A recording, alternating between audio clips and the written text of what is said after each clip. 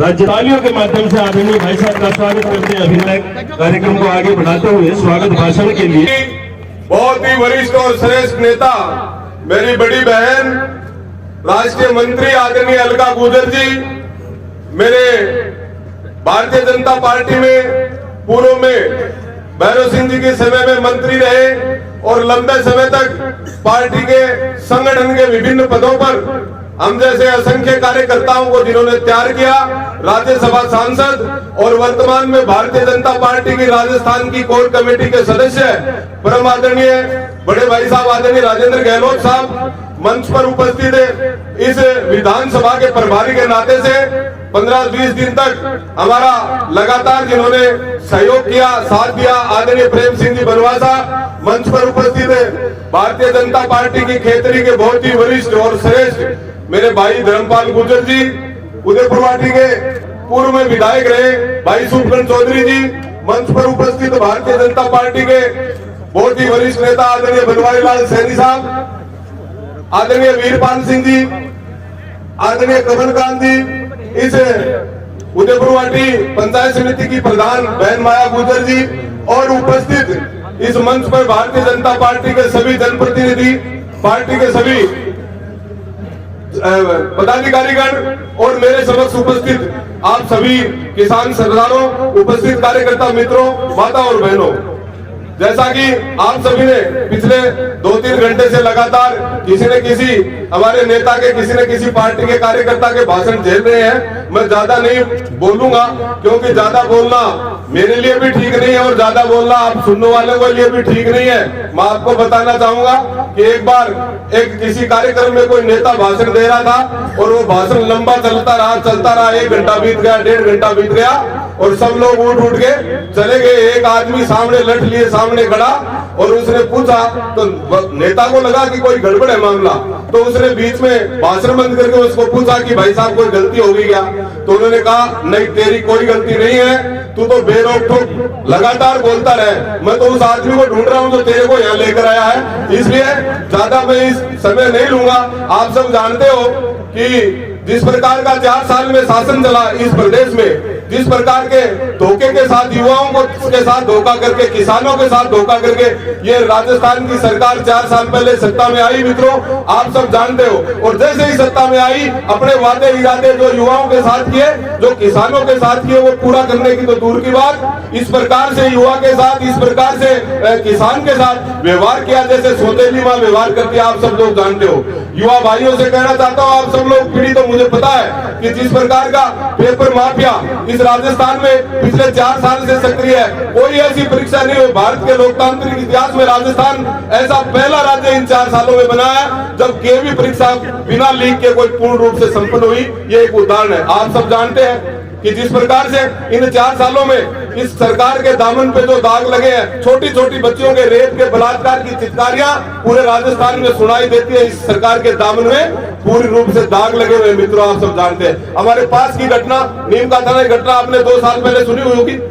मंडप के अंदर से दुल्हन को अगवा कर ले जाना, इससे और शर्म की बात और क्या हो सकती है? इस लोकतांत्रिक इतिहास के अंदर कभी भी आपने राजस्थान में इस प्रकार का वातावरण नहीं देखा होगा कि फेरों के मंडप के नीचे से दुल्हन को कोई गुंडे उठा ले जाए।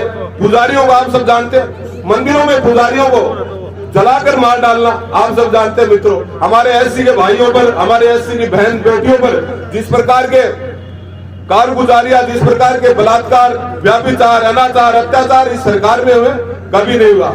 आज से 7-8 साल पहले आप सब जानते हैं देश में मनमोहन सिंह जी की सरकार चली थी लगातार 10 साल, और उस सरकार के अंदर जिस प्रकार का वातावरण आपने देखा, रोज घोटाले, कभी कानी मोदी का घोटाला, कभी ए राजा का घोटाला, कभी सुरेश कलमानी का घोटाला, कभी 2G स्पेक्ट्रम, कभी 3G स्पेक्ट्रम, कभी 4G स्पेक्ट्रम, रोज घोटाले। लेकिन जब 2014 में इस देश की जनता ने देश के यशस्वी प्रधानमंत्री माननीय नरेंद्र मोदी जी को देश की सत्ता सौंपी, आप सब जानते हैं कि एक स्वाभिमान इस देश के प्रत्येक नागरिक के अंदर जागृत हुआ। आप सब लोग इस चीज को जानते हैं मित्रों। हम सब लोग किसान बिरादरी से आते हैं, ये हमारा जिला पूरा किसानों का जिला है, और जब किसान के पसीने की बूंद इस धरती पर गिरती है तो धरती अन्नपूर्णा बनती है। और वही किसान का बेटा जब सीमा पर जाकर इस देश की रक्षा करता है तो उसके सम्मान की अगर कोई बात करता है तो वो नरेंद्र मोदी करता, आप सब लोग जानते हैं। इससे पहले भी मैं इस मंच के माध्यम से मैं उनको श्रद्धांजलि देना चाहूंगा, उनको आभार व्यक्त करना चाहूंगा माननीय हमारे स्वर्गीय अटल बिहारी वाजपेयी जी को कि जिन्होंने सैनिक का सम्मान करने का काम, उनको सम्मान देने का काम किया, तो माननीय अटल बिहारी वाजपेयी जी ने किया। आप सब लोग जानते हो कि पहले जब शहीद हो जाता था सैनिक तो उसकी सिर्फ एक टोपी आती थी, एक संदूक आती थी, लेकिन इतने राजकीय सम्मान के साथ उसकी पार्थिव देह पूरे जिले के अधिकारी, सरकारों के मंत्री सभी उनको सैल्यूट करने के बाद एक बहुत सम्मान के साथ उसको दाह संस्कार की प्रक्रिया का जो काम शुरू किया वो श्रद्धेय अटल बिहारी वाजपेयी जी ने किया। मित्रों, ये भारतीय जनता पार्टी की सरकार है। मित्रों, आप सब जानते हैं कि नरेंद्र मोदी जी जब देश के प्रधानमंत्री बने तो किस प्रकार की सीमाओं की स्थिति थी, लेकिन इस भारत माता के सपूत ने सीमाओं की जो रक्षा करी। महाभारत के अंदर पितामह भीष्म ने कहा था कि देश की सीमाएं माता के वस्त्रों के समान होती है, और इसलिए प्रत्येक पुत्र का ये कर्तव्य बनता है कि वो माता के वस्त्रों की रक्षा करे। और उस रक्षा करने का काम, सीमाओं को अगर रक्षा करने का काम अगर किसी ने किया तो माननीय नरेंद्र मोदी जी ने किया। मित्रों, मैं ज्यादा नहीं बोलूंगा, दो बात यहाँ के स्थानीय विषय पर आपके समक्ष रखूंगा। आपका यहाँ विधायक आप सब जानते हैं जो अभी यात्रा निकल रही है विकास की। मित्रों, इस प्रकार का व्यक्ति जिसका कोई दीन नहीं, जिसका कोई ईमान नहीं, मैं आपसे पूछना चाहता हूँ, आदमी और इंसान जानवर में क्या फर्क है? आदमी और जानवर में सिर्फ इतना ही फर्क है कि आदमी के सिद्धांत होते हैं, उसके विचार होते हैं, उसके प्रिंसिपल्स होते हैं, लेकिन ऐसा व्यक्ति जो अपने जिसका ना कोई सिद्धांत है, न कोई विचार है, न कोई आचार है, गंगा जी में गंगादास और जमुना जी में जमुनादास। आप सब लोग जानते हैं कि जिस प्रकार का वातावरण यहाँ के विधायक ने पिछले 4 साल में जो करप्शन का खुला नंगा नाच हो रहा है, मैं आप लोगों से हाथ जोड़कर विनती करना चाहता हूं कि 2023 में चूकना मत। भारतीय जनता पार्टी का कमल का फूल यहाँ से खिलाओगे तो इसके मुंह में हाथ डालकर जो 4 साल में इसने खाया है उसको वापस निकालने का काम करेंगे। मैं आपको विश्वास के साथ इस बात को कह सकता हूँ। आपने बचपन में हमारे एक कहावत आपने सुनी होगी कि खच्चर गति खेच दे और परखुआया वह ऐसे। तो मैं आपको विश्वास के साथ कहता हूं कि राजस्थान में भारतीय जनता पार्टी की सरकार बनेगी और यहां से विधायक भारतीय जनता पार्टी का जीत कर जाएगा।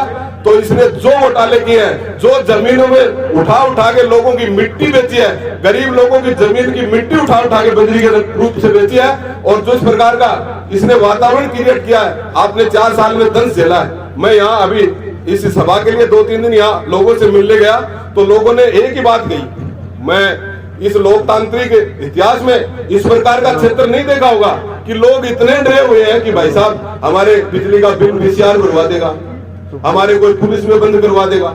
इस प्रकार का वातावरण, सरकारें आती है, सरकारें जाती है लोकतंत्र में, और भी जिले में बहुत सी विधानसभाएं हैं, लेकिन इस प्रकार का जो गुंडागर्दी का नगर नाच आपके यहाँ के विधायक ने कर रखा है, इसका मित्रों पाई का बदला लिया जाएगा। ये इस मंच के माध्यम से आप सबकी उपस्थिति में आपको विश्वास दिलाना चाहता हूं। मैं लंबा समय न लेके हुए हमारे आए हुए अतिथियों का और आप सब लोगों का हाथ जोड़कर आपको प्रणाम करता हूं, आपकी उपस्थिति को प्रणाम करता हूं। बहुत बहुत धन्यवाद। जय हिंद, जय भारत।